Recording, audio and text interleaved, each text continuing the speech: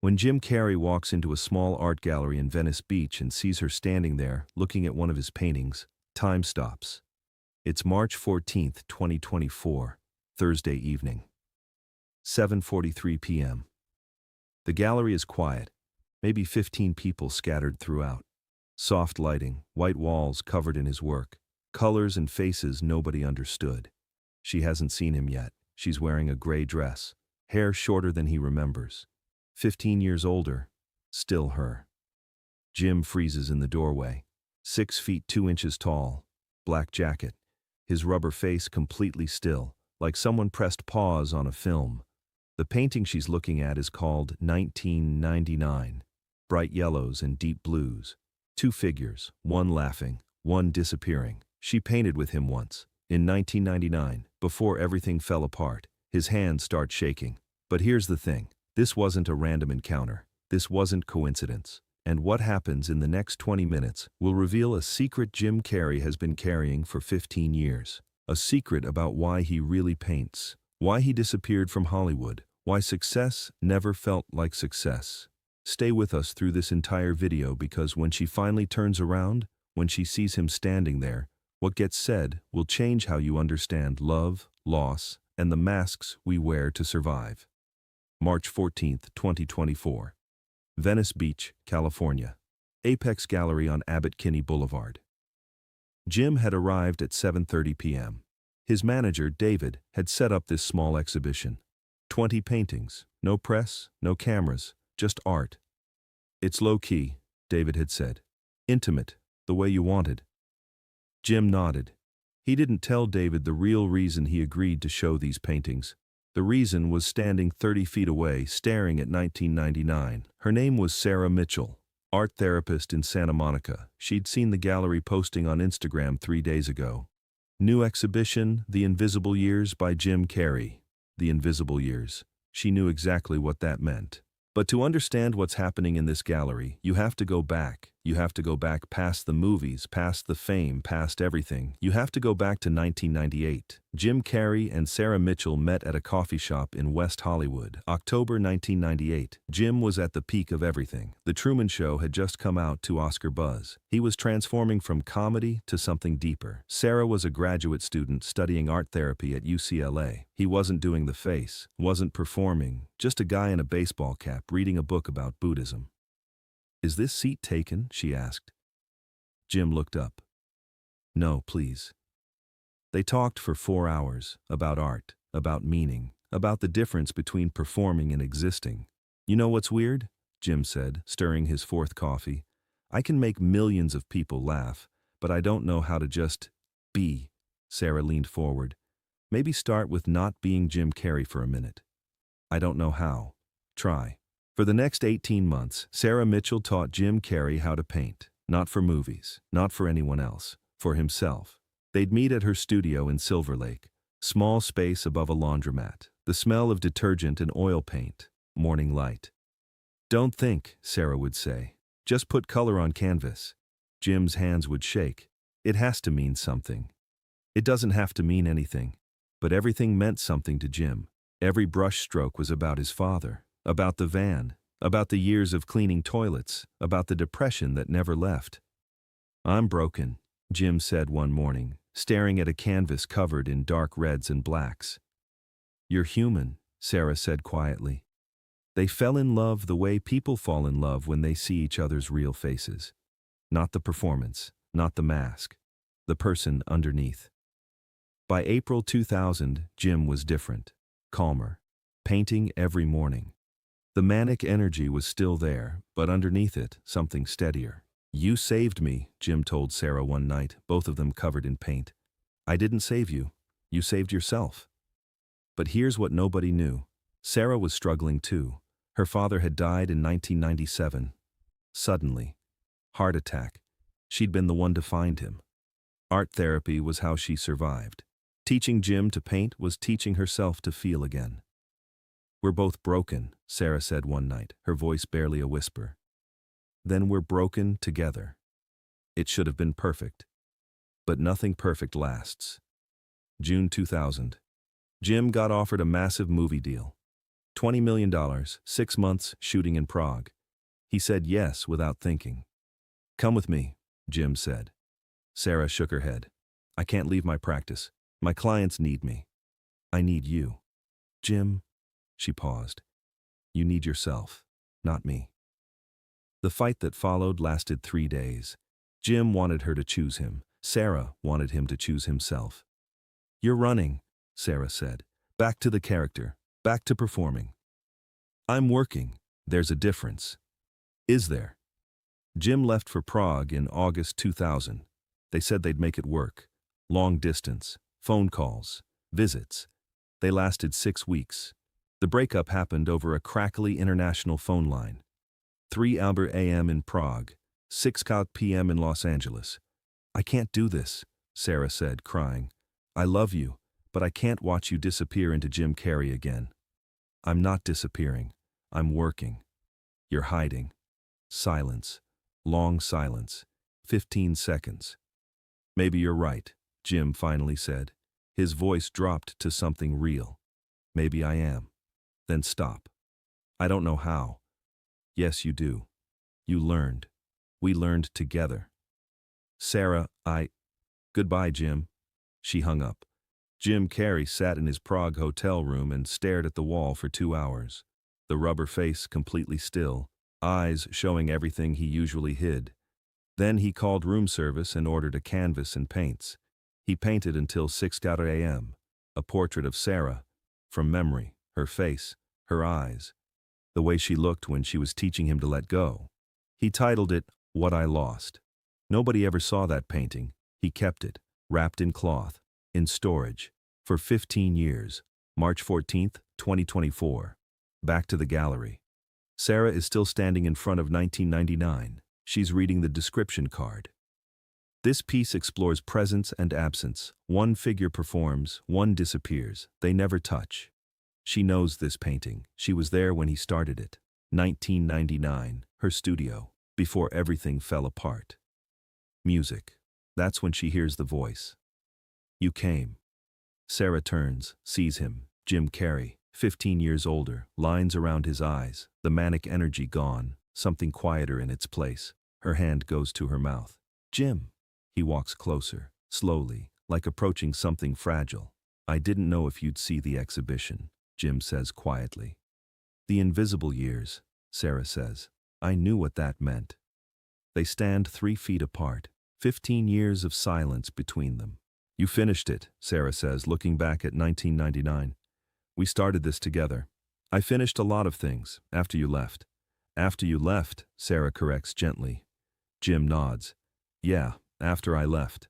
The gallery owner, Marcus, notices them, starts to approach. Jim holds up one hand without looking. Marcus stops, walks away. Can we? Jim gestures to a quieter corner, away from people. Sarah nods. They walk to the back of the gallery, small alcove, 2 chairs, nobody else around. They sit. Silence. 20 seconds, neither knowing how to start. I have something to show you, Jim finally says. He pulls out his phone, opens photos, scrolls, finds one, hands the phone to Sarah. It's a painting. Her face. Exactly as she looked in 2000, eyes full of something he'd lost. What I Lost, Sarah reads the title on the gallery tag in the photo. Jim, I painted it the night you hung up, in Prague, kept it ever since. Sarah's eyes fill with tears. Why didn't you call? You. Because you were right. I was hiding. I was running back to the character, and I didn't know how to stop. Did you? Stop? Jim takes a long breath. It took me 8 more years. 8 years of $20 million movies and empty hotel rooms and painting alone at 3 a.m. And then one day I just couldn't do it anymore. Couldn't be Jim Carrey, so I stopped. That's when you disappeared. That's when I started existing, like you taught me. Music. Sarah hands the phone back. I looked for you. In the work. Every painting I saw of yours. Looking for the person I knew. He's been here the whole time. Just took me a while to find him. She smiles through tears. I'm proud of you. I'm sorry I left. I'm sorry I let you go without fighting harder. They sit in silence. But it's different silence now. Not empty. Full. Can I tell you something? Jim asks. Anything. Every painting in this exhibition, every single one. I painted thinking about what you taught me, not to perform, not to mean something, just to be. Sarah looks around the gallery, 20 paintings, all of them honest, raw, real. You learned, she says softly. I learned. What happened to what I lost? Sarah asks. Where is it now? Jim meets her eyes. In my car, in the parking lot. I brought it. In case you came, in case I got the courage to give it to you. Jim, it's yours. It always was. Sarah starts crying, actually crying. I don't know what to say. Say you'll let me buy you coffee, somewhere quiet, where we can just talk. No performance, no masks, just us. She nods. Okay. They stand. Walk toward the exit. Jim stops at the gallery owner. Marcus, we're stepping out, back in 20. Marcus nods, knowing smile. Outside, the Venice Beach air is cool. Streetlights reflecting off the canal. Jim's car is parked 2 blocks away. Black sedan. Nothing flashy. He opens the trunk. Inside, wrapped carefully in cloth, is the painting. He unwraps it, hands it to Sarah. She stares at her own face, younger, the way Jim saw her, full of light, full of truth. This is how you saw me, Sarah whispers. This is who you are. She looks up at him. We were so young. We were so scared. Are you still scared? Jim thinks. Every day, but not of the same things. What are you scared of now? That I wasted 15 years, that I let the best thing in my life walk away because I didn't know how to be human. Sarah sets the painting carefully on the trunk, steps closer to Jim. You didn't waste 15 years. You spent 15 years learning, and I spent 15 years healing. Maybe we both needed that. Maybe. Jim Carrey, Sarah says, and there's something playful in her voice now. Are you going to stand there performing humility, or are you going to buy me that coffee? He laughs. Actually laughs. Not the movie laugh. Something real. Coffee. Right. Yes. They walk, side by side, not touching, but close. 3 blocks later, they find a small cafe, nearly empty. They order, they sit, and they talk, for 4 hours, like they did in 1998, but different, older, wiser, both of them carrying scars that taught them how to be gentle. At 11:47 p.m., Sarah checks her phone. I should get home. Can I see you again? Jim asks. Do you want to? More than anything. Then yes. They exchange numbers, new numbers. 15 years of distance in the digits. Outside the cafe they hug, long hug. 15 years of wondering what happened dissolving into understanding. Thank you for coming to the exhibition, Jim says. Thank you for inviting me without inviting me. He smiles. You knew. I knew. 1 week later, Jim posts a photo on his rarely used Instagram, him and Sarah in his art studio, both holding paintbrushes. Caption: Some lessons take 15 years. Some teachers never stop teaching. The post goes viral. 4 million likes, people asking questions, media requesting interviews. Jim ignores all of it, because this isn't for them. This is for him, and for Sarah, and for the truth that took 15 years to speak. They don't get back together, not in the way people expect, but they become part of each other's lives again. Coffee every Tuesday, painting sessions every other Saturday, phone calls that last hours. We're better as this, Sarah says one morning, both of them working on separate canvases in his studio. As what? Jim asks. As 2 people who love each other without needing to perform it. Jim sets down his brush. That's the realest thing I've heard in 15 years. Today, March 2025. Jim Carrey and Sarah Mitchell co-teach an art therapy workshop for people struggling with depression, with identity, with the masks they wear. Art doesn't fix you, Jim tells the group, but it helps you exist without performing. And existing, Sarah adds, is harder and more important than any performance. The workshop has helped 127 people so far, and in Jim's studio, hanging side by side, are 2 paintings. What I Lost and a new one Sarah painted last year called What We Found. Different colors, different faces, but the same truth underneath. Because somewhere out there right now, someone is wearing a mask they can't take off. Someone is performing a version of themselves because they forgot who they really are. Someone is running from the one person who saw their truth because truth is terrifying. And this story is for them. A reminder that it's never too late. That 15 years is just time. That loss can become finding. That masks can come off. Before you go, drop a comment right now and tell us where you are watching from. London, São Paulo, Tokyo.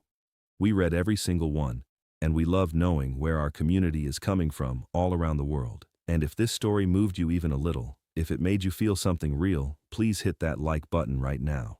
It takes 1 second, and it helps this story reach someone out there who really needs to hear it today. Share this video with one person today who is struggling to take off their mask, who is running from their truth, who needs to know it's not too late. And if you are new here, welcome. Hit that subscribe button and join a community that believes healing takes time, that love doesn't always look like what we expected, and that the bravest thing you can do is exist without performing. Now click on the video appearing on your screen right now, because the next story will show you what happened when Jim Carrey met his childhood bully 30 years later, and what he did next changed everything. We will see you there.